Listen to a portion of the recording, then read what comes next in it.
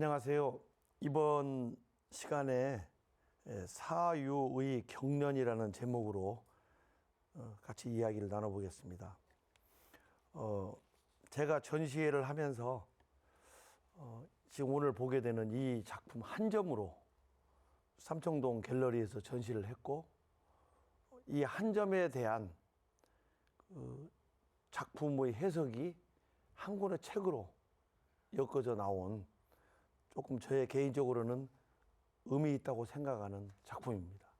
그러나 그게 어떤 작품도 마찬가지이겠지만 제가 생각하고 있는, 그리고 그걸 그렸던 그 그림이 타자에게는 어떤 의미와 또 다른 어떤 아름다움으로 작용하는지에 대해서는 작가는 항상 시험대에 올라 있는 거고, 그것이 보편적이고 많은 사람에게 공감을 얻어서 같이 공유할 수 있는 대상이 되면 그래도 조금은 소득이 있고, 그런데 보여주었는데 자기만 알고 있는 그림에 그친다면 객관성을 심대하게 훼손시켜서 1차적으로는 평가 대상에서 조금은 멀어지는 거죠. 이 작품은 먼저 그림을 그리고 검증의 과정을 거치기 위하여 작품을 실제 크기로 인화를 해서 다 하나씩 한 20여 명에게 보냈어요. 보내니까 그분들의 답이 하나하나 모여져서 2년이 지난 뒤에 전시회를 하게 되었던 것인데, 그 이야기를 지금부터 책에 실린 이야기를 하겠습니다. 그래서 저와 인연이 깊은 사람들에게 작품을 보여주었고, 그들은 내 그림에 대한 이해와 해석을 했지만 그들은 모두 달랐어요. 그분들의 의견을 귀담아 들으면서 저는 작가 정신과 이 정신을 작품 제작 과정에서 어떻게 현실화시키면 좋을지, 그리고 내 개인의 문제를 귀결시켜서 성찰하게 하는 것이 어떤 의미가 있는지, 그런 생각을 하게 되었습니다. 저에게 이 점은 무척 흥미로웠습니다. 그래서 그 감상평은 작가를 위한 것이기도 하지만 그림을 위한 것이기도 하고, 그리고 작품을 감상하는 관람객의 편일 수도 있어서 이런 관전평이 작품을 이해하는 데 어떠한 도움이 될 것 같다는 생각이 들었습니다. 그래서 저 혼자 이것을 담고 있기에 너무 소중해 보여서 전시회로 발표 의상을 만들어 보자, 이렇게 진행하게 되었습니다. 인물화에 있어서 핵심적 요소는 전신사조입니다. 그래서 눈은 한 인물의 정신은 물론 그 인물이 살아온 지금까지 인생 역정 또는 정신력의 깊이까지 드러내는 거죠. 그래서 당나라 때부터 고개지 화론에 보면 현재까지 이 화론의 영향을 받는데, 이 전신사조가 인물화에서 핵심이고, 그걸 얻지 못하면 작품은 버리는 그림이 된다라고 하는 게 지금까지 우리 사회에서 인물화에 대한 하나의 중심적 테마였습니다. 그래서 나는 지금까지 이런 화론을 지지하고 수용하는 입장에서 우리 시대에 살아있는 시대정신은 무엇일까를 표현하기 위해서 능력의 범위 속에서 사실은 최선을 다해왔다고 생각합니다.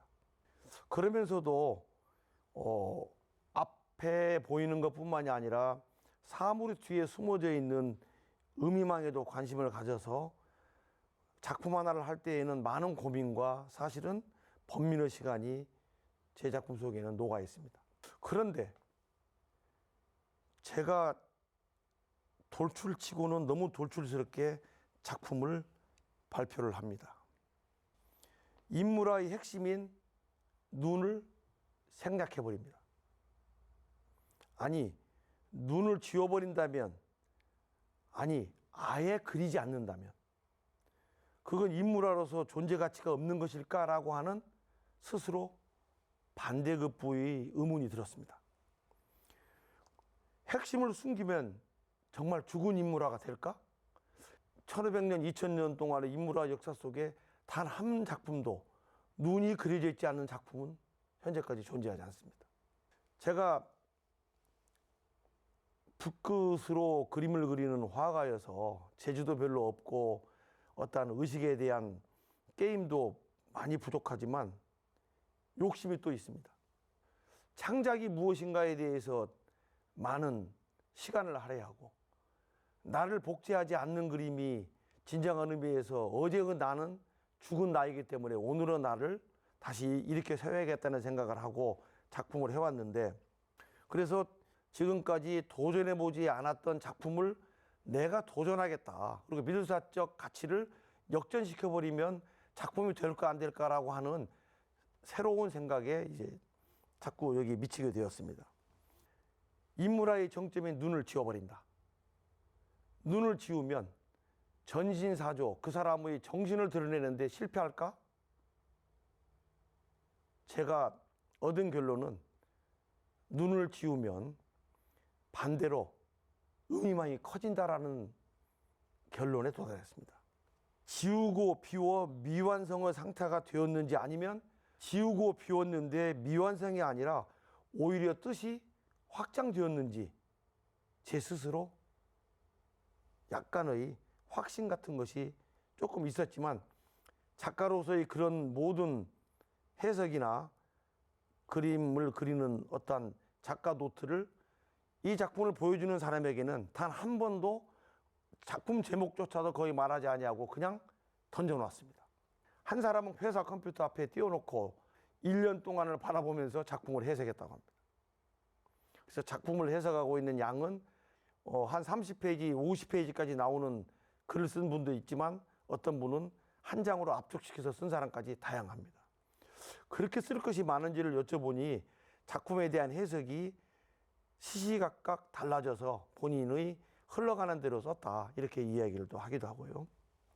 그래서 저는 저의 관점에 머물렀던 시각이 타자와 또 다른 타자, 그리고 사방이 거울인 엘리베이터 속에 반복되어 있는 저를 바라보는 것처럼 무수한 내레이터가 말하는 시선으로 바뀌고 있음을 느낄 수가 있었습니다. 그래서 시선의 경련이라는 작품의 제목도 탄생하게 되었습니다. 경련, 떠는 거죠. 그러나 몸에 이상이 생겨서 떠는 것도 경련이지만, 굉장히 총을 쏘았을 때 그 총이 나에게 오는 반동도 경련입니다. 그래서 작품이 충격이 있으면 많은 사람들한테 그 충격만큼 뇌, 정신, 몸, 눈빛 또는 들리는 소리까지도 경련이 있으리라고 생각을 하고 스스로 경련이라는 작품을 제목을 붙이게 되었습니다. 그래서 이렇게 탄생했습니다. 그림에 대한 느낌은 어떤 형식이나 기준을 그분들에게 제시하지 않았기 때문에 굉장히 자유스럽게 글쓰기를 주문했고, 그들은 만족했습니다. 기간도 정해주지 않았고 글의 양도 자유롭게 풀어놨습니다.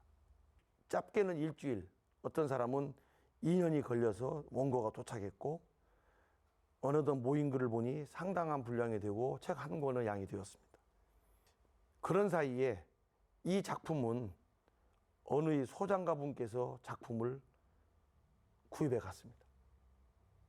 작품이 없는 상태에서 책을 냈고 그분에게 작품을 빌려다가 전시를 하게 되었습니다. 물론 작품을 판매하고 그것에 대한 서로의 그 값어치에 대한 분배로 인하여 화랑이 유지되는데, 화랑 주인은 아무 이익이 없어도 좋은 작품을 전시하면 그만이다라고 하는 마음을 비워서 이 전시가 성사되었고, 전시는 굉장히 많은 사람들로 하여금 방문과 호평을 받게 되었습니다.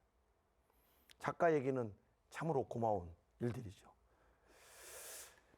그래서 이 소장품으로 들어간 이 작품을 결국 작품은 팔렸지만, 작품에 얽혔던 그동안의 이야기, 또 글을 쓴 사람들에 대한 번쩍거리는 해안, 그것들을 숨소리까지도 작품을 보지 못한 사람들과 공유하고 싶어서 한 점으로 전시를 하게 되었습니다.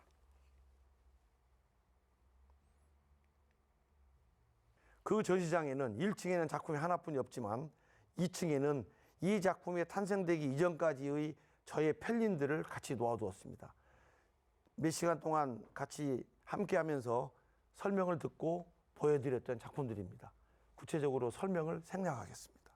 이혜령 선생님은 제 작품을 보고 난 뒤에 평을 하면서 황희를 보는 순간에 전시장에서 나는 넋이 빠져버렸다. 그렇게 한 줄로 작품평을 하셨습니다. 이 작품도 2층의 전시 공간에 있었는데 사람들로 하여금 많은 사랑을 받았던 작품으로 저는 기억합니다. 작품이 너무 구체적 사실을 그리거나 질려버리게 자세히 그리거나 상상력을 동원할 수 있도록 많이 비워버리거나 왜곡과 때에 따라서 추상화되거나 단순 명쾌하게 작품을 그리면 조금 어렵지만 사람들로 하여금 호기심을 자극하게 되는데 너무 뻔한 상식적인 수준에서 작품이 머무치게 되면 그 작품은 사실은 많은 사람들에게 공감의 영역으로 끌어들이기에 어렵게 됩니다. 그래서 이 작품은 지워졌으나 지워지지 않은 그림으로 사람들은 지금도 이야기하고 있는 것 같습니다. 눈을 4개 그렸다가 이제는 눈도 반절을 지우게 되고 텅텅 비웁니다. 우리 시대의 가장 대표적인 선승의 모습입니다. 그는 자기 자신이 무엇인지 내가 어떤 욕심이 있는지조차도 모든 걸 평평하게 깎아버리고 무력화시키고 무효화시켰을 때 비로소 내가 있다라고 하는 말씀을 많이 듣고 그에게 필요 없는 것들을 싹 삭제하기로 했습니다. 같은 모델입니다. 안경을 착용하고 이 주변에 보면 아주 희미하게 살포시 드러나 있을 거예요. 그 사람의 형상이 안개처럼 있는 듯 없는 듯 하게 되었고 아래는 구름 속에서 선이 된 것처럼 표현했습니다. 대부분 지팡이는 법을 상징합니다. 지팡이를 건네준 것은 법을 건네준 것으로 생각하죠. 그래서 이 지팡이는 법을 상징하기 때문에 계보를 잇고 그 사람에 대한 정체성을 혼을 계속 이어가는 전통성이 매우 강한 것이어서 지팡이 법을 아무도 없이 세워놨습니다.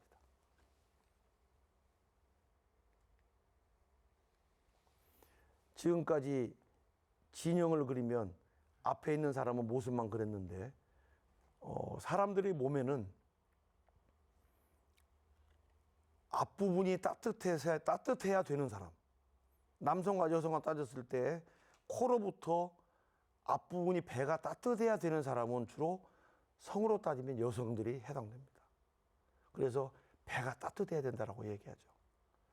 남자들은 등이 뜨거워야 됩니다. 배가 뜨겁게 되면 결기가 없어지고 사람이 힘이 없어져 버려요. 그래서 등이 뜨근뜨근한 데에 기운을 받거나 햇빛을 받게 되면 어느 순간에 그 사람의 기운은 상당히 충천하게 됩니다. 그래서 여성과 남성을 한의학에서는 따졌을 때 앞부분과 뒷부분을 명확하게 구분해 버립니다. 저는 이 스님의 가사 장삼 뒤에 숨겨져 있는 말하지 않는 저 말을 읽어보고 싶었습니다.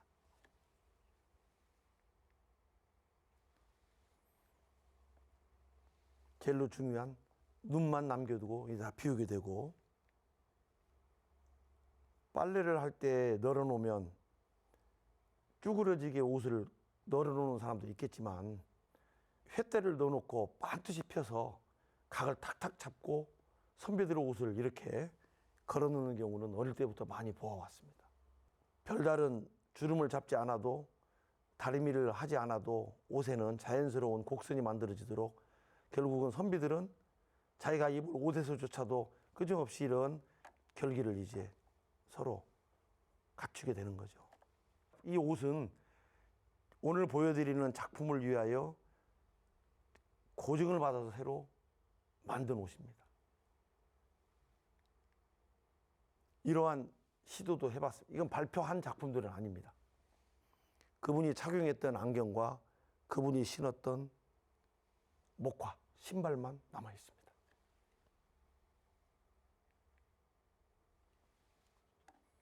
그래서 그분을 이렇게 그리게 되었습니다. 앉아있는 모습으로 그림의 초상화를 주문했을 때 저는 앉아있는 모습으로 그림을 그렸고 서 있는 모습으로도 그렸고 그래서 이 작품은 현재 처음으로 요구했던 분에 의하여 기념관에 모셔져 있습니다. 그런데 제일 처음에 저에게 작품을 요청했을 때 제가 먼저 그렸던 그림은 오늘의 주제가 되는 사유의 경련이라는 작품입니다. 눈을 그리지 않는 작품. 그래서 그 작품에 대한 이야기를 조금씩 풀어나가 보겠습니다. 딱 그림 크기가 이 크기입니다. 이 작품에 대해서 많은 분들이 거론하고 그림에 대한 이야기를 한 것을 지금부터 요점적으로 설명해 드리겠습니다. 첫 번째는 정근식 교수에게 제일 먼저 글이 왔는데 서울대 사회학과에서 진보적인 학문을 가르친 진보주의 학자입니다. 이 초상화의 주인공은 누구일까부터 시작합니다. 안경, 의상, 갓, 실마리를 풀어갑니다.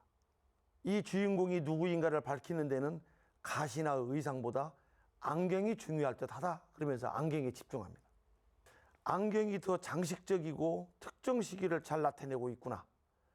조선의 안경의 역사에서 독특한 위치를 차지하는 것이 임진왜란 직전에 통신사로 일본을 다녀온 학봉 김성일의 안경이었다 하고 본인이 추리를 하기 시작합니다.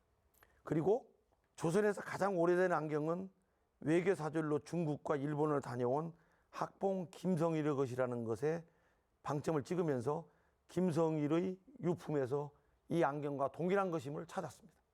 그렇다면 이 그림의 주인공은 김성일이다라고 이제 확신해 버립니다. 왜 김호석은 학봉 김성일의 초상에서 안경만 그리고 눈은 그리지 않았을까? 이제 본론으로 풀기 시작해요. 초상화에서 눈이 없다는 것은 세 가지 중의적인 의미를 갖는다. 첫째, 없다는 것은 본래 없는 것이라기보다는 있다는 것의 상대적 개념으로 무엇인가 존재하기 때문에 없다는 것을 인식하게 되는 것이다. 이렇게 주장하고요. 둘째, 없다는 것은 있던 상태가 변한 것 또는 지워진 것일 수 있다. 이것은 당연히 존재한다는 규범적인 사고를 부정하는 것이며 새로운 가능성을 배태하는 것일 수 있겠다. 굉장히 학문적으로 어렵게 지금 말을 풀어갑니다. 원래 좀 지식인들은 언어를 쉽게 풀면 굉장히 좋을 텐데 어떠한 개념적 언어를 사용하는 게 습관이 되어서 그럴 것 같습니다. 셋째, 없는 것이 아니라 비워둔 것일 수도 있다. 눈이 있어야 할 자리를 일부러 비워둔 것이라면 이는 세상을 바라보는 주체의 시각은 과거 영역이 아니라 미래 영역에 있는 것이며 그런 점에서 학봉 김성일이라는 상징은 끄짐없이 재창조되어야 할 인물이라는 작가의 입장이 표현된 것이라고 할 수 있겠다. 여기까지 주장을 이제 이렇게 정리할 수 있겠습니다. 그리고 이 그림의 주인공에서 특히 안경테안의 여백이 흰색으로 칠해져 있다고 느껴지는데 이 그림을 찬찬히 들여다보면 그 부분은 하얗게 칠해진 것이 아니라 원래의 종이 색깔임을 알 수 있습니다. 착시 현상을 제가 이용한 건데 인간은 자신이 알게 모르게 자신이 채택하고 있는 특정 프레임에 따라서 세계를 바라보지만 자신이 그런 틀로 세계를 바라본다는 것을 잘 인식하지 못한다라고 하는 그 인식 틀은 신체화되어 있다. 자기 안경이 존재하고 그래서 객관성을 잃어버린다라고 하는 측면을 계속 얘기합니다. 두 번째로 저에게 원고가 들어온 사람은 한겨레 신문사의 편집국장인 김종구 기자였습니다. 이분은 정말 사회부 기자의 기사를 쓰는 것처럼 이 작품을 해석합니다. 재미있습니다. 눈동자를 생략한 미완성의 초상화를 그린 이유는 뭘까? 텅 빈 눈의 의미는 무엇일까? 하고 문제를 풀어가기 시작합니다. 어떤 해석을 하는데 이 해석과 반대 해석도 계속 드러내면서 그렇다면 이 초상화의 텅 빈 눈은 바로 맹목을 상징하는 것인지도 모른다. 안경을 제대로 쓰지 않았으니 초점이 말릴 리 없고 사물을 제대로 응시할 리도 없다. 그리고 머리에는 구시대의 낡은 갓이 얹혀져 있다. 눈에는 세상의 변화, 시대의 변모를 상징하는 최첨단 물품인 안경을 착용하고 있지만 머릿속은 시대에 뒤떨어진 이념으로 꽉 막혀있는 인물. 우리 시대에 고뇌와 번민이 없는 거짓 선비를 형상화한 것이 아닐까 하고 죽비를 날립니다. 이 초상화는 지금 이 시대에 대한 김호석 화백의 신랄한 풍자인지도 모른다. 낡은 시대의 이념에서 벗어나지 못한 학자들, 사안을 제대로 냉철하게 응시하지 못하는 맹목의 지식인들, 자기 생각만 옳다고 고집하는 꽉 막힌 가짜 선비들이 넘쳐나는 사회, 자신만이 옳고 자신 편만이 정의이며 끼리끼리만 어울리는 독선에 대한 작가의 절망감과 분노가 이 초상화로 표현된 것은 아닐까 하고 결론을 짓게 됩니다. 런던 대학에 있는 김인성 박사가 글을 보내왔습니다. 이분은 처음으로 영어로 보내온 글입니다. 아무 사전 지식을 주지 않았는데 계속 김성일에 대한 이야기를 끄집어냅니다. 김성일은 1590년 통신사 보고 사건만으로 기억하고 매도하기에는 너무나 아까운 인물이다. 그는 영남 사림의 핵심이라 할 만큼 태계 이황의 올곧은 제자였고 학봉이라는 그 아유 그대로 도산서원의 군계 일학이었다. 사실은 선비정신 이야기할 때 학봉 김성일 선생을 많이 거론을 하거든요. 김성일은 당파나 지위고하를 막론하고 불의에 대해서는 물러서지 않았고 임금 앞에서도 조금의 굽힘이 없어 궁전 이후 호랑이라는 전상호라는 별을 얻을 정도로 강직했다라고 이분에 대해서 글을 씁니다. 그러면서 여러 초상화에서 눈의 중요성을 수없이 언급했던 김화백이 여기 왜 눈을 그려넣지 않았을까요? 역설적이게도 여기 해답을 찾기 시작합니다. 온 힘을 다해 역사의 현장을 살았던 사람에 대한 예우의 표현이 아닐까. 초상화가는 인물의 눈을 그리기 위해 어떤 식으로든 인물을 판단하지 않을 수가 없다.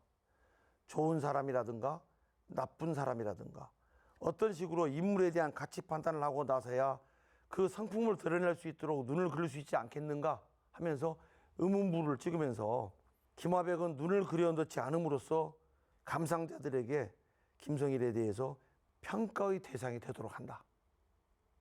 그는 후설이 에포케라고 불렀던 판단 중지를 선언하고 더 이상 판단하지 말아라 하고 비워둠으로써 감상자들이 작품 자체에 몰입하게 하고 적극적으로 의미 생산에 가담하게 함으로써 각자 나름의 회화적 역사적 판단을 하기를 기대한다라고 판단했습니다.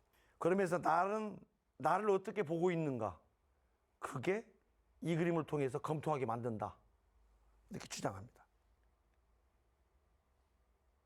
여기에 그렸던 모든 붓질은 1cm, 1mm를 그리더라도 하나하나를 따박따박 바느지르듯이 손을 띄워가지고 집중해서 그렸던 선묘법을 사용했습니다. 다른 작품과 조금 다릅니다. 그래서 직접 보게 되면 인간적 채취, 부족함도 많겠지만 여기 선에는 살아 움직이는 웅원한 기상 같은 것을 느낀다라고 말을 합니다. 다음으로 작품을 보면서 직접 작품을 보러 왔고 저명한 미술사학자인 이태호 교수가 작품평을 보내왔습니다. 김화백이 그린 조선 선비의 초상화에 등장한 안경에는 유리알 너머의 눈이 보이지 않는다. 눈을 그려넣지 않았다. 사람들은 그의 눈 표정을 읽지 못하지만 그는 세상을 환하게 뚫어 읽는 형국으로 표현한 것이다라고 해석합니다. 저는 작가의 의도가 그거였습니다. 대상을 바라보고 있는 것이 아니라 이 초상화의 주인공이 우리를 바라보고 있는 시각으로 역전시키는 어떤 시각을 저는 여기 응용했는데 이태호 교수는 그것을 저의 숨어있는 뜻을 읽어내고 있습니다. 김화백이 주문을 받은 초상화 주인공 학봉 김성일의 마음, 그림, 안경의 임자, 김성일의 생각을 읽을 수 없다는 것일까? 눈을 그리지 않는 것이? 글쎄, 제 생각은 좀 다릅니다. 우리는 무엇인가라는 이 작품 제목처럼 눈이 감춰진 안경 초상화의 깐깐한 조선 선비를 통해 화가가 우리 사회에 무엇인가 메시지를 전하고 큰 이미지일까? 나는 왜 그렸는지 묻지 않았다. 이게 이 글의 결론입니다. 작품 제목조차도 말하지 않았는데 본인들의 제목도 스스로 지어서 이렇게 글을 씁니다. 근데 상당 부분이 모아지게 돼요. 나는 무엇인가, 나는 누구인가, 눈부처라는 말까지 포함해서 참 흥미롭습니다. 주의를 환기하기 위하여 계속 같은 그림을 반복하면서 좀 보여드립니다. 전주에 계시는 이병호 천주교 주교님께 사진을 보내니 비트겐슈타인식의 글을 논법적으로 써서 논리체계 논국처럼 이 글을 써가지고 또는 팡세와 같은 시각으로 길게 글을 써서 보내셨어요. 긴 글을 보내셨지만 제가 정리한 것은 이런 내용입니다. 말할 수 없는 것에 대해서는 침묵하고 넘어가라. 비트겐슈타인. 안팎을 한꺼번에 볼 수 있는 인간의 눈, 그리고 그 바깥 눈의 시력을 거의 무한대로 확장시켜주는 만원경과 현미경, 이 둘 사이에 차이가 어디에 있을까라고 끌어드립니다. 기계는 인간의 시력을 상상할 수 없이 확대해 주지만 그것은 앞에 있는 것, 대상물만을 볼 수 있을 뿐 시선을 자기 자신 쪽으로 꺾지는 못한다. 그런데 이 그림은 시선을 바깥으로 확산시키는 것이 아니라 안경 너머에 마음 깊이 시선을 확 꺾어서 역전시켜버린다라고 이 주교님은 해석합니다. 시간과 공간이라는 테두리 안에 있는 것만 볼 뿐 그 너머는 볼 수 없습니다. 인간만이 시선을 꺾고 자신을 보고 물질계 그 너머의 세계를 꿰뚫어 버리죠. 인간 특유 눈으로 보면 이 우주에서 가장 신비스럽고 놀라운 존재는 바로 여러분 옆에 있습니다. 혼자서는 살 수 없음을 체험하고 점점 사람이 되어가기 위해서는 상호관계가 목숨처럼 소중하다는 사실을 세월과 함께 더 깊이 깨달아가는 일, 삶은 그 질긴 끈 때문에 아름답고 행복하고 보람이 있음을 체험하는 일, 살과 피를 나눈 사이일 뿐 아니라 한 사회, 한 나라, 세계 인류 전체로 테두리를 넓혀도 그 이치는 조금도 바뀌지 않는다는 것, 그것이 인간의 눈이라고 본인은 계속 그 부분을 가지고 실마리를 풀어갔습니다. 그러면서 결론은 우주시대의 지구인으로서 지금 나와 우리는 어떤 눈으로 무엇을 보고 있는가, 이 작품의 제목이라고 그럽니다.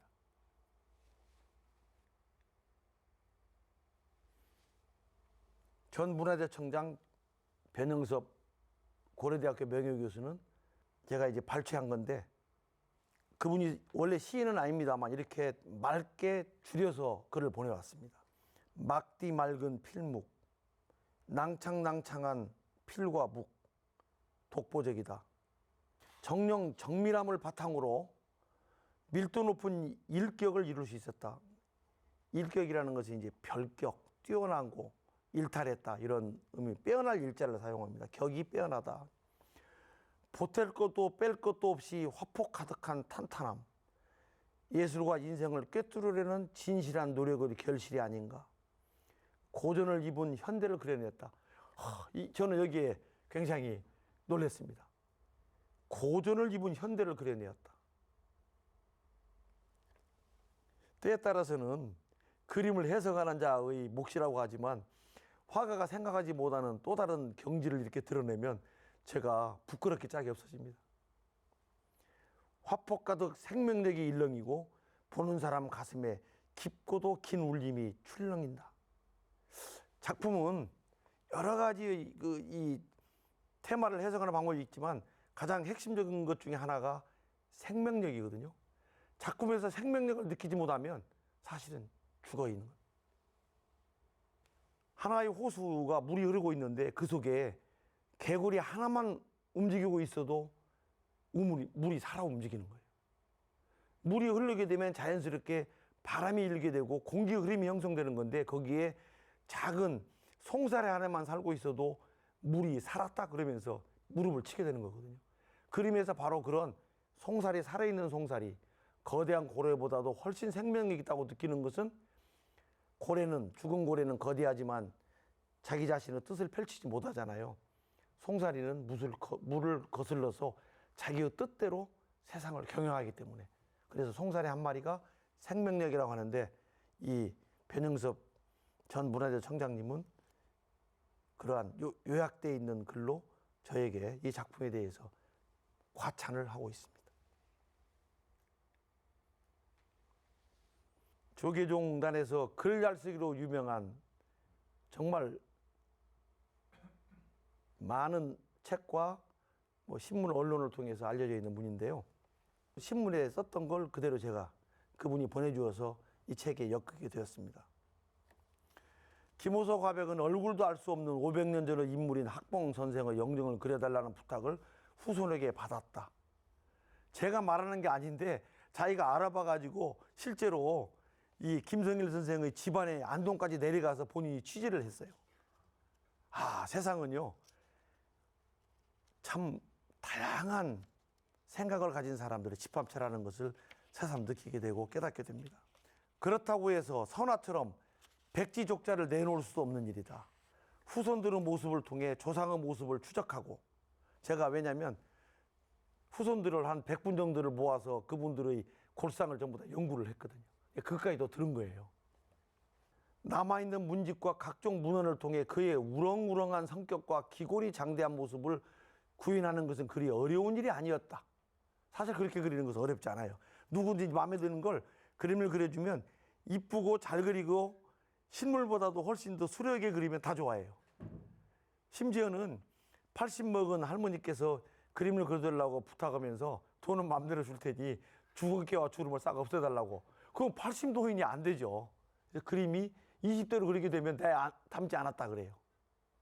근데 그 할머니만큼은 내가 진짜 내 모습이야. 내가 지금 20대와 똑같대요.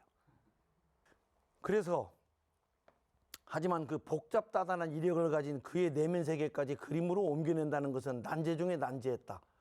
저 이런 말 한 적이 없는데 하여튼 해석을 하세요. 그때 안경을 발견했다. 그래, 바로 저거야. 안경을 씌웠다. 그리고 눈동자를 그리지 않았다. 그대로 색깔 없는 선글라스가 된 것이다. 도무지 그의 심중을 헤아릴 길이 없는 모습을 재현하는데 비로소 성공한 것이다. 성공했는지 안 했는지는 모르는데 이 스님께서 딱 제시하고 있는 사진이 뭐냐면 김종필 안경이었어요.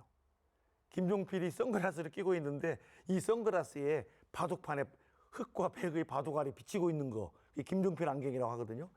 이렇게 비치고 있는 모습이라고 선글라스라고 이 스님은 또 해석을 하게 됩니다.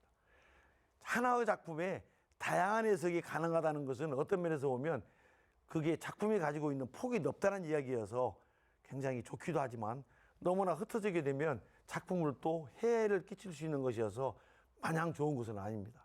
그래서 이러한 시각도 존중하게 되고 의미가 있다고 생각합니다. 저하고 많은 시간을 보내면서 저의 작품 세계를 가장 잘 이해하고 있는 스님이신데 이 스님은 개에게 흙덩이를 던지면 개는 흙덩이를 쫓아간다. 사자에게 흙덩이를 던지면 던진 사람을 쫓아온다. 고약한 화백이 던진 안경에 눈을 잃지 말지어다. 아차, 이미 잃고 말았구나. 헐. 이게 헐이라는 것이 지팡이로 꽝 때리고 있는 소리가 아닐까 그래요. 그냥 요즘 사람은 말이 아닌 것처럼 보이고. 화백이 참 고약하대요. 제발 이런 것으로 사람 좀 괴롭히지 말으래요. 실제로 왜 이렇게 나의 무능함을 더 이상 사람들한테 망신을 주기 싫으면 좀 하지 말고 괴롭히지 마시오.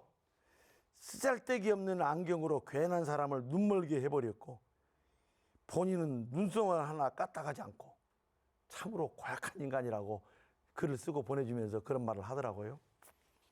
제가 두 번째 이 말을 듣습니다. 화집을 만들 때 고은 선생에게 서문을 부탁하니 애끼 사람아 이런 그림으로 나를 더 이상 괴롭히지 마. 어렵다 읽기가. 그래서 저는 나무란지 알고 선생님 왜요? 어려웠어요? 그러니까 애끼 사람아 오늘따라 왜 이렇게 발음이 차다냐? 무슨 말인지 알겠습니다. 죄송합니다. 그러고 말았는데 하여튼 일감 스님은 저의 속속들이 알기 있기 때문에 이렇게 함부로 해요. 개인적으로 김성동 소설가와 인연이 좀 깊습니다. 같이 고조부께서 곡기를 끊고 절명한 것도 같고 저와 그리고 제가 작품 연수할 때마다 여러 번 제 작가론을 써줬던 인연 그래서 자주 만났던 사람 중에 하나입니다. 심지어 어느 방송사에서 김성동 선생이 나오면서 장난하는 프로그램처럼 저에게 전화를 통화하게 해가지고 저를 알아맞히게 만드는 프로가 있었어요. 그래서 선생님, 접니다. 그랬더니 당신 누구요? 목소리가 처음 들었는데 그러면서 이제 시간이 계속 흘러갔어요. 나중에 시커먼 물을 선생님 먹어본 적 있어요? 라고 물어보니 김성근 선생님 말이 내가 알고 있는 약간 맛이 간 화가가 하나 있는데 그림 그리고 난 뒤에 벌컥벌컥 먹물을 마신답니다. 그래가지고 제가 이제 알게 들통이 나버렸어요. 제가 김호석입니다. 그랬더니 아이고 김하백 지금도 먹물 많이 먹어요. 제가 그래서 먹물이 되어버렸습니다. 얼굴이 새카매졌습니다. 하고 웃으면서 이제 끝났던 일이 있는데 나는 누구인가? 더구나 나는 누구이고 나는 무엇이며 내 본디 참모습은 무엇인가? 나는 어디서부터 왔으며 시방 어디로 가고 있는 것인가? 아니 무엇보다도 나는 살아있는 것인가? 살아서 숨쉬고 있는 것인가? 아 참으로 나는 시방 살아서 이런 물음이나마 스스로에게 던져보고 있는 것인가? 당시롱 틀림없이 꿈은 있고 당시롱 모든 것은 될 수 있으며 당시롱 그리하여 나는 어떤 될 길을 지니고 있는 솔봉이인가 숨이 멎는 것 같다.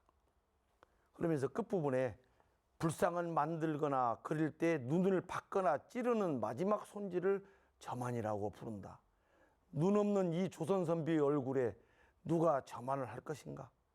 남은 시간이 많지 않다. 시의성으로 작품을 김성근 씨는 읽게 되었습니다.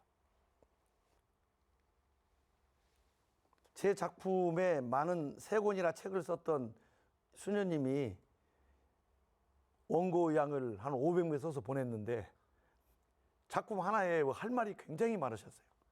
그런데 주로 천주교의 시각과 세상 이치의 시각으로 썼는데 그 중에 한 편이 시가 왔습니다. 이게 시의 전문입니다. 근데 이 시부 전문에 이제 그 이혜령 선생님이 이 시를 보고 인용한 것만 제가 읽어보겠습니다. 눈이 있어도 볼 수 없는 것들이 얼마나 많은지, 볼 수 있다고 생각하는 통에 놓쳐버리는 진리는 얼마나 많은지, 눈으로 보고 눈으로 착각하며 눈 좋다 자부하는 이도 많지요. 차라리 눈 없는 편이 더 나았을 것을. 없는 눈이 있는 눈을 바라보며 있는 눈이 어두워집니다. 글쎄 이 수녀님한테 그래서 여쭤봤어요. 박지원이 말하는 그래 다시 눈을 감고 가시오. 눈을 감고 있는 소경이 어느 날 갑자기 눈을 뜨고 나니까 눈을 감고 잘 갔던 길을 도저히 찾을 수가 없는 거예요. 습관이 무서움 때문에. 그러니까 못 가겠습니다. 그러니까 눈을 감으세요. 그러니까 눈을 감아버리니까 잘 찾더라는 거죠. 참 역설인데 참으로 어떤 세계로 또 인도하기도 합니다. 서강대 총장 신부님께 작품을 가지고 또 제가 개인적 인연이 있어서 찾아갑니다. 보여드리니까 그 순간에 전시할 겁니까? 예. 나도 글 하나 쓰고 싶은데요. 그래서 붙어왔습니다. 그랬더니 일주일 만에 써서 보내온 글 중에 제가 그냥 편집했습니다. 예술은 이렇게 놀라움이다. 마음과 몸으로 가까이 다가서지 않으면 보이지 않는다. 많은 사람이 보지 못하는 것을 보여주는 마음의 전문가. 예술은 그래서 영의 필치와 영감을 유지하는 사람만 출입이 가능한 영역이다. 1차원에 갇힌 다수에게 자기를 깨트리라고 불꽃을 던지는 사람이다.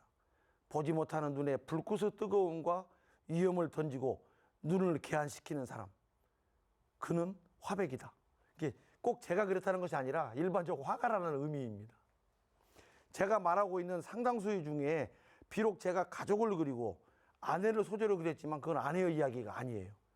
불특정 다수 중에 어느 부분에 아내라는 직함을 갖고 있는 이 시대의 어머니, 아내들에게 보이는 헌사인 것이지 마치 이제 제가 가족을 그렸다고 해서 가족에 집중하는 의미로 해석을 하게 되면 그 매일 싸우게 되죠.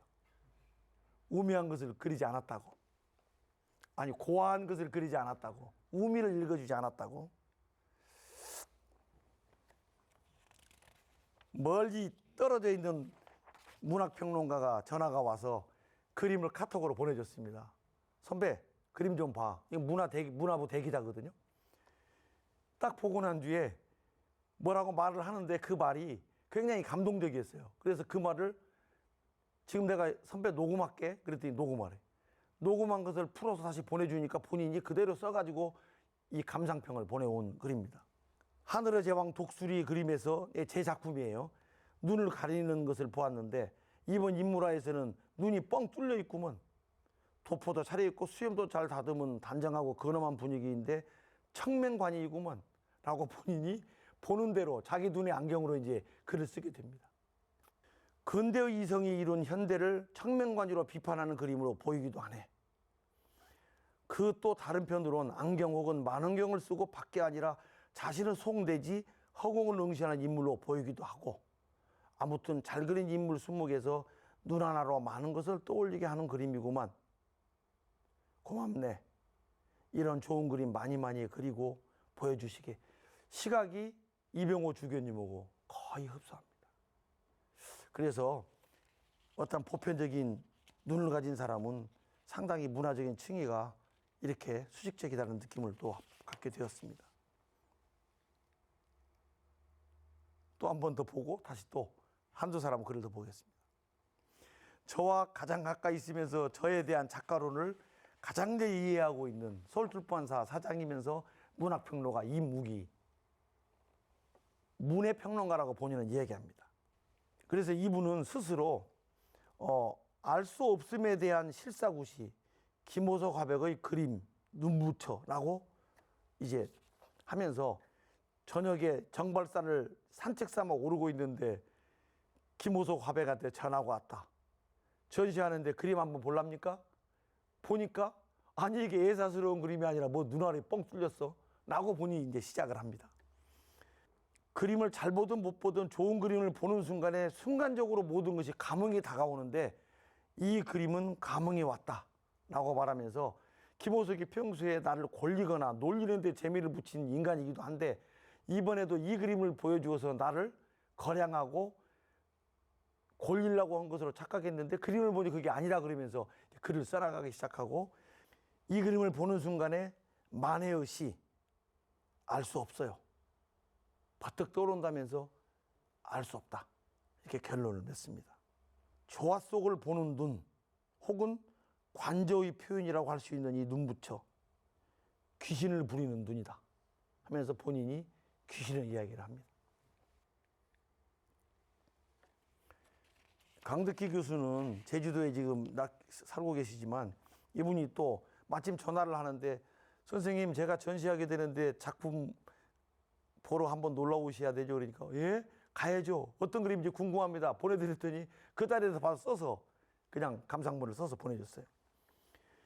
이제 김화백의 그림 속 안경 뒤의 시선은 초월적 눈인 영안을 통해 세상을 향해 말하고 있다. 나와 우리의 세상을 위해 우리 각자가 할 일이 무엇인지 묻고 있는 듯하다 라고 현재적 관점에서 말을 합니다.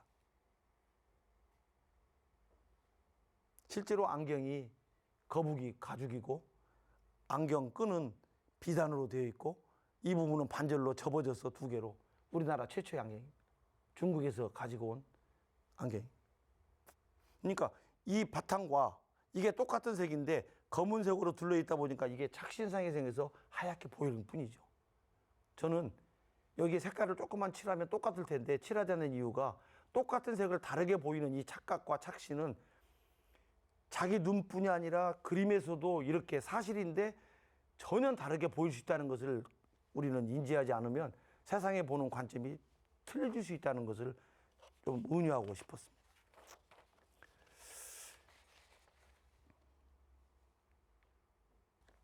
마지막으로 문제적 작가 김호석이랍니다. 저는 왜 그러는지 꼭 뭐 올해의 문제 작가, 이번 달의 문제 작가, 제가 이제 문제아가 된 것처럼 보이는데 이게 문제 작가 그러니까 주변에서 항상 문제아, 문제화가 그러는데 문제를 일으키고 다니는가 봐요. 저 굉장히 얌전하고 순한데 문제 작가가 되어버렸습니다. 김호석의 묘사는 예리하다 못해 파괴적이라 불릴만 하고 그것이 불러일으키는 긴장이 참으로 문제적이기 때문이다. 김호석의 작품은 일상을 기반으로 하지만 우회적이고 간접적인 방식, 곧 평범한 사물과 인물이 한순간 사회적 지평으로 확대되는 독특한 시각을 보여주고 있다. 김호석은 잡다한 것을 생략한 압축적인 비유를 우리 앞에 던져놓고 숨겨지는 의미와 사건, 인물은 서로 팽팽한 긴장을 유지한다. 김호석의 튀임, 사유의 경련을 다르게 조선말로 바꾸면 튀임이거든요. 콩알을 바위에 던졌어. 그리고 툭 튀어오르는 것. 이것을 경련의 어떤 이야기라고 영어로 이제 바꿔서 저는 그렇게 해석을 했었는데, 튀임. 그리고 비유는 백척간두에서 진일보하는 것과 같아서 아찔한 벼랑으로 우리를 몰고 간다. 사유의 경련이 그런 작품이다 하는 동양 미학자의 이야기가 계속되는데요. 사유의 경련은 맹인의 눈이라는 우화로 해서 예시될 수 있다. 맹인의 눈은 내면으로 닫혀있는 눈이기에 귀신도 몰라본 눈이다. 그렇죠. 선글라스를 끼고 눈을 감춰버리면 개나 다른 개구리나 이런 게 움직이질 않습니다. 그래서 그걸 움직이지 못하게 하려면 선글라스를 끼야 돼요. 눈동자를 보는 순간에 쥐가 도망가는데 눈동자를 선글라스를 끼면 쥐가 안 도망가요. 그 몽골에 유라시아 여행할 때 마못이라는 타르박을 보고 있으면 선글라스를 끼고 이 뒷모습을 보면서 고개를 돌리고 걸어가잖아요. 그러면 선글라스를 끼면 눈이 어디 있는지 몰라가지고 절대 가만히 이러고 서 있어요. 이게 그 눈동자의 무서움이 있는 거죠. 김호석은 정점에 눈을 지우고 비워서 오히려 뜻이 확장되었다고 말하고 있기에 눈에 대한 본격적인 사유라기보다는 정치와 역사가 삼가 분리시킨 그 공백에 대한 사유를 통해 죽은 전통에 대한 복귀를 시도한다고 평가할 수 있다. 미학자가 현실에 대한 고민을 많이 하고 있는 미학자이기 때문에 저를 현실에 대한 작가로 언제나 이렇게 생각하기 때문에 이런 글을 씁니다. 그래서 튀임은 우리를 뇌수를 흔든대요. 이거 너무 같은 언어에서도 나와 다른 사유의 경련이 우리를 뇌수를 흔든다. 이용로 미술관 관장, 수묵과 전공, 동양미학 전공자입니다. 그래서 지금까지 말씀드린 바와 같이 사유의 경련이라는 작품은 많은 사람들의 도움과 많은 사람들의 기대와 그로 인해서 완성이 되었는데, 최근에 이 작품에 대한 어떤 내용을 보니까 이혜령 선생의 한국인이라는 책이 올해 출간이 되었는데, 거기에 몇 페이지, 한 6페이지인가 글을 쓰게 되면서 그 속에 이런 것이 핵심적으로 있어서 이게 결론으로 제가 소개할까 합니다. 사유의 경련이라는 작품을 보았다. 눈이 생략된 그림을 통해 오히려 눈이 격렬하게 반응하고 있음을 느낄 수 있었다. 이상 사유의 경련에 대한 작품을, 그 평들을 정리하는 시간을 마치겠습니다.